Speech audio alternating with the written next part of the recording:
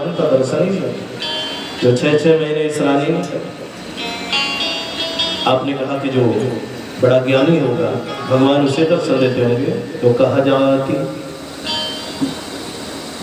विद्या गजेंद्र शेखा, गजेंद्र हाथी कितना बड़ा ज्ञान। गो शब्द मुख से निकला बिंदु तो बाद में आया, पर क्या वो गोविंद दर्शन देने के लिए नहीं आया? आया। आपने कहा जो उच्च कुल में जन्म लिया होगा ब्राह्मण क्षत्रिय वैश्य, तो कहा जाती विदुरस्य यादवपति। विदुर जी तो दासी पुत्र थे, क्या उनके ऊपर सरकार ने कृपा नहीं? आपने कहा जो पौरुषवान और शक्तिवान होगा उसे भगवान दर्शन देते हैं। एक छोटे राजा उग्रसेन के ऊपर भगवान की कृपा नहीं है। आपने कहा जो दुनिया में बड़ा सुंदर होगा भगवान उसे दर्शन देते। तो को बजाया कि पत्र रूपम अधिका। मथुरा में रहने वाली जो उपजा हो तो 3 जगह से कह क्या प्रभु ने उसके दया नहीं की, कृपा नहीं। एक बड़ी विलक्षण कथा आती है। मथुरा में रहने वाली उपजा ये पूर्व जन्म की ना सुपर्णखा। राम अवतार में भगवान से प्रस्ताव किया मुझसे विवाह कर लीजिए, लेकिन राम जी महाराज ने नहीं किया। परमात्मा श्री राम को प्रकट कराने में 3 देवियों का बहुत बड़ा योगदान, और वो प्रथम देवी है ताड़का। भगवान नहीं आ रहे थे, ताड़का ने कहा भाई आपके विवाह कराने की जिम्मेदारी मेरी। इतने में कई माने कहा सोचिए नहीं कि विवाह करके मैं क्या किया, जंगल भेजने का काम मेरा है। तो सुपर्णखा ने तो मौका ही नहीं दिया। सुपर्णखा ने कहा कि सरकार आप जंगल आइए तो पापी अत्याचारी दुष्ट रावण के घर का पता तो आपको मैं बताऊं। भगवान अवतरित हुए, सुपर्णखा पंचवटी में मिलती। निवेदन किया सरकार वही है आप जिन्होंने भी प्रतिज्ञा की है निश्चरहीन करोमहि तुझ उठाई प्रण की। हरे भी हम तो आपको बाह्य भाव तो ये दिखाया गया है कि सुपर्णखा पहुंचती और क्या कहती, तुम सम पुरुष नमो समनारी, ये संयोग विधि रचे विचार। लेकिन अगली पंक्ति में बाबा जी ने क्या लिखा, आते अब लगी रहो कुमारी।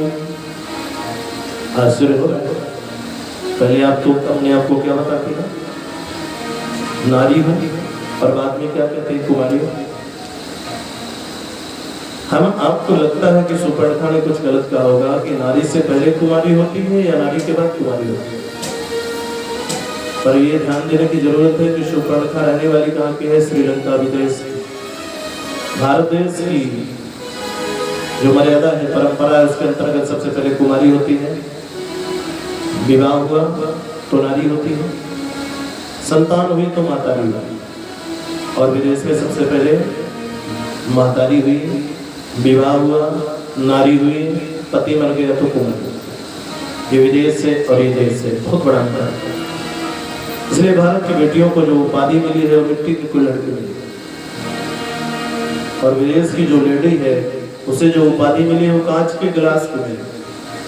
भारत की बेटी किसी को जीवन में एक बार अपना बनाती है, और उसके पश्चात चाहे मिट्टी के कुल्हड़ जैसे टुकड़े टुकड़े हो जाए, पर किसी को दोबारा वो नहीं है।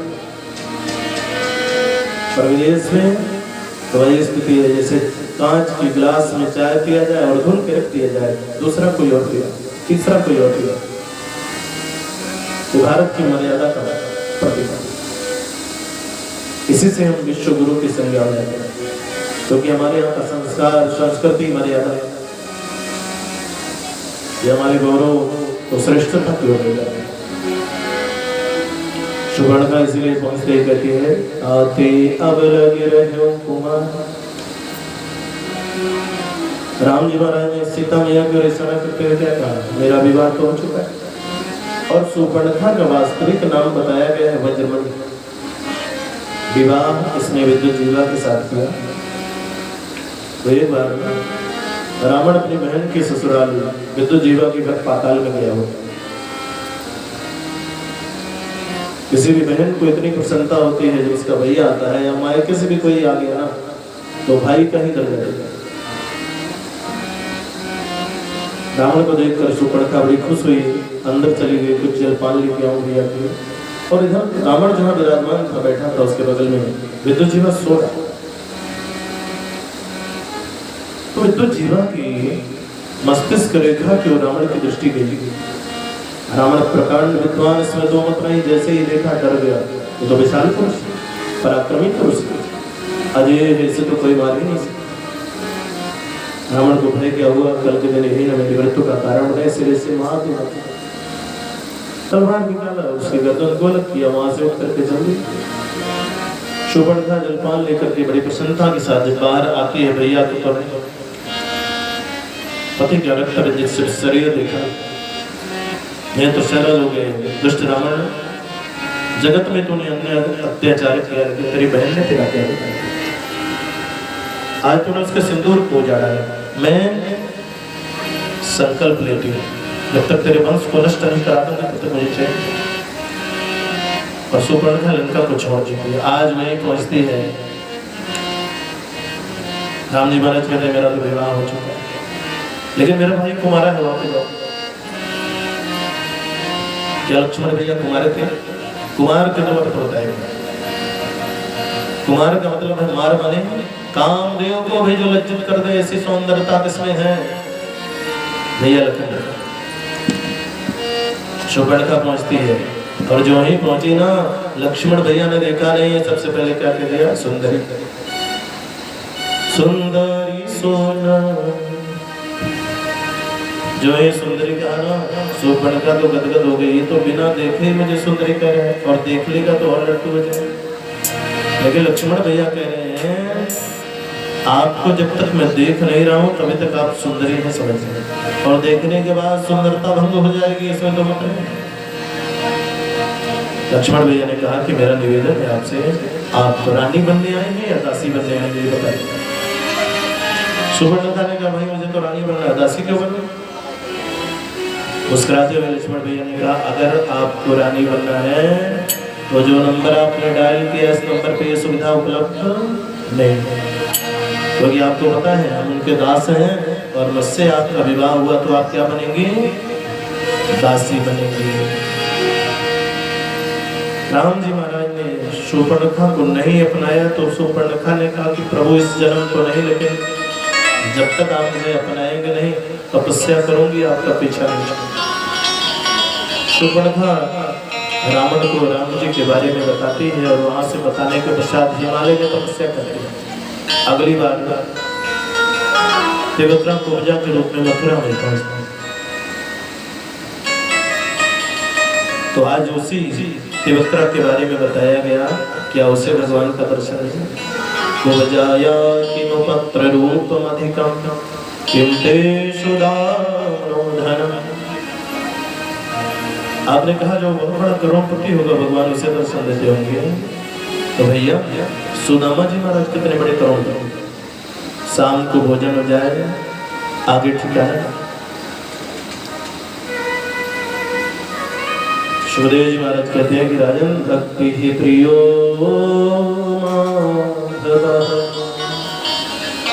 भगवान किसके हैं?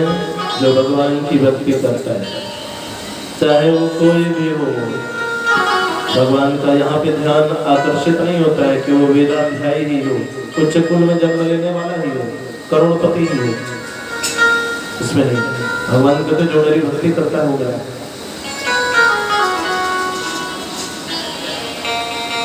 देखिए सतयुग में एक व्यक्ति की जो उम्र होती थी ना 1 लाख वर्ष की, उसके बाद त्रेता युग आया तो 1 शून्य निकल गया, व्यक्ति की उम्र हुई 10,000 वर्ष। द्वापर आया तो फिर 1 शून्य को अलग किया गया, 1000 वर्ष की उम्र हुई।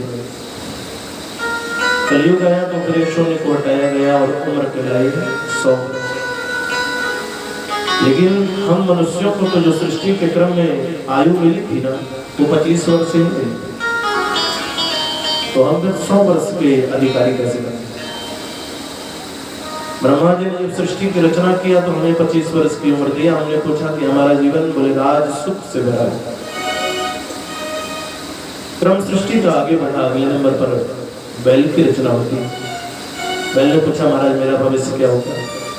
ब्रह्मा जी ने बताया आपने ऐसा कर्म किया है कि जिस दिन से आप बोझ संभालेंगे भार ढोने के अलावा कोई काम नहीं। बैल का एक ही काम है भार ढोना। बैल ने कहा महाराज अगर भार ही ढोना है तो 50 साल की लंबी उम्र लेके जाए। ब्रह्मा जी ने कहा कर्म के आधार पर देना मेरा काम है, समझौता मेरा काम है। समझौता करना है तो मनुष्यों के पास जाओ।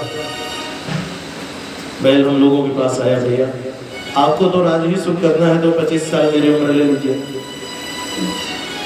हम लोग दयालु थे ले लिए 50 वर्ष पूर्ण। अगला क्रम जब सृष्टि का बढ़ा तो कुत्ते की रचना हुई। कुत्ते ने पूछा कि महाराज आयु 50 वर्ष जीवन कोठियों में? बोले नहीं कोठी के बाहर। सारा जीवन कोठी के बाहर बिताना पड़ेगा? बोले हाँ। इतनी उम्र लेके क्या करें? मेरी भी तुम करें। ब्रह्मा जी ने कहा मनुष्यों से मिले। कुत्ता आया हम लोगों के पास। जितना बैल के लिए है भैया उतनी मेरी भी ली। उतनी उम्र हम लोगों ने कुत्ते के लिए इकट्ठा 75 पहुंचा। सृष्टि का क्रम जब और आगे बढ़ता है तो अगली रचना बंदर की होती है। बंदर ने कहा महाराज, बंदर ने कहा मेरा भविष्य क्या होगा? कोठी। ब्रह्मा जी ने दृष्टि डलवाई हरियाली की ओर, पर्वत की ओर। देखो महाराज पूरा जीवन पर्वत में ही व्यतीत होगा, हरियाली के बीच ही होगा। इतना तो मुझे भी नहीं चाहिए। इस बार बंदर को मौका नहीं दिया गया। हम लोगों ने आवाज लगाई आओ 25 वर्ष अपने भी दे। तो हम लोगों ने 100 करोड़ को। लेकिन एक संत ने कहा कि शायद हम आपको इस बात की जानकारी हो जाती कि जिनकी हम उम्र लिए हैं उनका काम भी करना पड़ेगा तो शायद 25 ही वर्ष में बड़े सुखी होते हैं। हमें 25 वर्ष की उम्र मिली है और उस 25 वर्ष में हमें क्या होता है? किसी प्रकार की कोई परेशानी नहीं होती, क्योंकि ब्रह्मा जी ने कहा है राज सुख का भोग मिलेगा और वो मिलता है। विद्या अध्ययन करते करते 25 वर्ष कैसे निकल जाते हैं। लेकिन सावधान, जो ही 26वां वर्ष आता है ना विवाह हो गया, धर्म पत्नी घर पे आ गई, समझदारी कर रही है तो माता पिता ने कह दिया बेटा इतने दिन तक तो हमने परवरिश की, पढ़ाया लिखाया और अब आप अपने परिवार का खर्चा खुद ही चलेंगे। तो 25 से 50 साल हमारा काम है बैल ढोने का, क्योंकि बैल की अवस्था है भार ढोना शुरू। 50 वर्ष तक एक ही काम होता है, कमाते रहिए कमाते रहिए। रिटायरमेंट होगी तो एक कोठी बनवाएंगे, आनंद से सारा जीवन व्यतीत करेंगे। लेकिन ईश्वर की कृपा देखिए तब तक घर में संतानें हो गई, बहू आ गई और इधर अवस्था कौन सी आ गई? कुत्ते की। ब्रह्मा जी ने कुत्ते के लिए काम क्या दिया है? कोठी के बाहर, अंदर नहीं। बहू जब घर के अंदर आ गई तो अपने आप में सब कुछ लग जाएगा। बहू क्या बोलेगी? लो भैया टीवी लगी है, हम बच्चों को देखने के लिए दादाजी खुद ही कब्जा किए रहते पूरा। तो बरामदे में ड्यूटी लगी और काम क्या है? अतिथि ना बंदे भिखारी काटन डाले। कुत्ते जहाँ जहाँ पे रहते हैं दूर से ही ऐसा अपना रुआब दिखाते हैं कि आदमी हिलने लगता है। बेटे ने घर में बुलाया है किसी अपने मित्र को कि आइएगा, लेकिन मित्र आया तो बाबूजी से पूछा भैया घर में है? अरे अभी अभी थोड़ा सा लेट हो गया, अभी निकल गया। क्योंकि इनको पता है कि अगर ये बैठेगा तो 100-200 का नाश्ता हो जाएगा। जरूरत नहीं है लेकिन फिर भी हम संचय की ओर दौड़े। पहली बात तो कुत्ते वाली अवस्था लेते लेते साकेत धाम चल देते हैं, लेकिन अगर कुछ पुण्य अधिक हुआ तो बंदर की अवस्था में जाए। आपने बहुत जगह बंदरों की क्रियाकलापों को देखा होगा। चित्रकूट में देखिए, श्रीधाम वृंदावन में देखिए, बंदर आपकी क्रियाविधि को देखते हैं कि आपके पास जो बैग है उसमें क्या है। अगर कुछ खाने के लिए है आपने दे दिया तो ठीक है, पर अगर आपने छिपाया तो समझ जाता है कि कुछ खाने पीने के लिए है पर देना नहीं चाहता। ठीक वही बंदर वाली वृत्ति हमारी भी 75 वर्ष के बाद हो जाती है। बेटा 30 तारीख को घर पे जब सब्जी वगैरह का बैग लेके झोला लेके पहुंचता है और हमारे सामने रख दिया तो ठीक है, शायद वो भूल गया तो हमारे मन की कल्पना चलने लगती है। आज कौन सी तारीख है? बोले 30 तारीख। लगता है पेमेंट मिला होगा तो कुछ विशेष ले आया होगा बच्चों के लिए, इसलिए यहाँ दिखाया नहीं चला। तो ये हमारी वृत्ति बन जाती है। जिनकी जिनकी हमने अवस्था लिया है उन अवस्थाओं को हमें निश्चित रूप से भोगना पड़ता है, इसमें संदेह। भक्ति प्रियो माधव, जो भगवान की भक्ति करता है भगवान उसी के हैं, इसमें संदेह नहीं है। सुखदेव जी महाराज इतना प्रसन्न हुए परीक्षित जी के ऊपर कि बोले अब घबराने की जरूरत नहीं है, चिंता न करो राजन, 7 दिन बाकी अभी, घड़ी भर में ही परलोक प्राप्त होता है।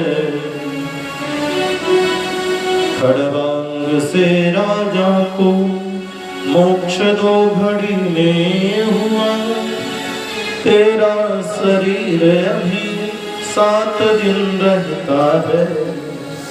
मेरा यह कथन है, ये ऋषि सब साक्षी है, भागवत पुराण से कष्ट सब मिटता है। देखता हूँ आज से 7वें दिन तुम्हारे लिए, मोक्ष मार्ग राम द्वार कैसे नहीं मिलता है। हमारे यहाँ एक राजा हुए खड़वांग, जिनको 2 ही घड़ी में मोक्ष मिले, तो तुम्हारे जीवन के तो 7 दिन, और मुझे विश्वास है कि इन 7 दिनों में तुम्हारी मृत्यु मंगल में बनी। जब देवता लोग पहुंच जाते हैं, आकर के उदास होकर ऐसा बैठ रहे हैं कि परीक्षित जी की मृत्यु को सोचना इन्हें भी दुखी बना दिया। देवताओं ने कहा कि कितना सुंदर राजा, कितनी अच्छी विचारधारा वाला, देखो आज के 7वें दिन मृत्यु हो गई। सुखदेव जी महाराज को लगा कि ये देवता लोग इतना परमार्थी कैसे हो रहे। देवताओं ने कहा कि महाराज जो हमारे स्वर्ग का अमृत है ना, उसे राजा को पिला दीजिए, क्योंकि मुझे देखा नहीं जाता कि इतना सुंदर विचारधारा वाला व्यक्ति चक्रवर्ती सम्राट इतना जल्दी दुनिया से चला। तो सुखदेव जी महाराज ने कहा कि ले आइए। कहा महाराज पहले पूरी बात हो जाए, हमारे स्वर्ग का अमृत तो आप इन्हें पिला दीजिए, लेकिन जो कथा अमृत पिलाने के लिए आप यहाँ आए हैं ना, वो कथा अमृत मुझे दे दीजिए। सुखदेव जी महाराज समझ गए कि लगता है कि स्वर्ग के अमृत में उतनी ताकत नहीं है, तब तो ये बदला बदली करने के लिए आए हैं। एवं विनमय जाते सुधारात्या प्रपीता, प्रपश्यामो वयं सर्वे श्रीमद्भागवतामृतम्।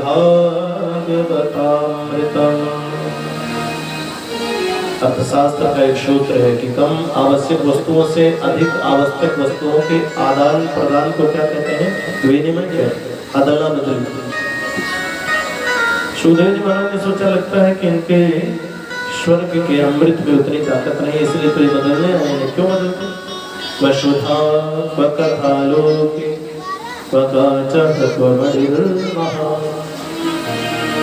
सुखदेव जी महाराज ने जो तुलना की है और तुलना करते हुए बताया है, स्वर्ग का जो अमृत है वो क्या है?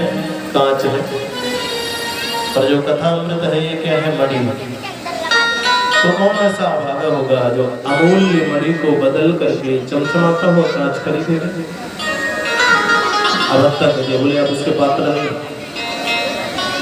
क्यों नहीं है? क्योंकि देवताओं के सामने एक समस्या है, देवताओं ने अमृत भी लिया है, इसलिए देवता मर नहीं सकते, और हम मनुष्यों के सामने एक सुविधा है, मर सकते।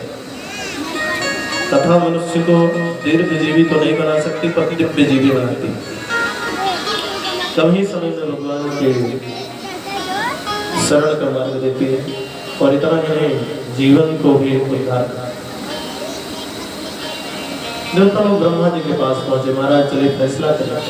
ब्रह्मा जी तराजू लेके आए, एक तरफ श्रीमद् भागवत जी को रखा, दूसरी तरफ दुनिया के सभी साधनों को विराजमान किया, और जैसे ही तोलने के लिए उठाया तो जिधर दुनिया की संपूर्ण साधन रखे थे ना, वो पलड़ा ऊपर की ओर उठे, और पलड़ा ऊपर वही उठता है जिसमें वजन नहीं होता, जिसमें भार है वो जमीन पे है। ब्रह्मा जी ने कह दिया कि देखो भैया देवताओं, ये कोई सामान्य पुस्तक नहीं, किताब नहीं है। तो बोले प्रत्यक्षः कृष्ण भगवान नारायण स्वयं इसमें विराजमान। सुखदेव जी महाराज जो ही महाराज परीक्षित को कथा रसपान कराने के लिए पहुंचते हैं। आज सबसे ज्यादा प्रसन्नता किसको हुई? सुखदेव जी की जो गुरु माँ है राधा जी को, और राधा मैया स्वयं आकर के सुखदेव जी महाराज का तिलक करती हैं। तो जब शिष्य श्रेष्ठ होता है तो गुरु को और आनंद आता है। राधा जी ने आकर के स्वयं तिलक किया। वृषभानु की लली आज सुखाचार्य जी को पूजने चली। वृषभानु की लली आज सुखाचार्य जी को पूजने चली। वृषभानु की लली आज सुखाचार्य जी को पूजने चली। वृषभानु की लली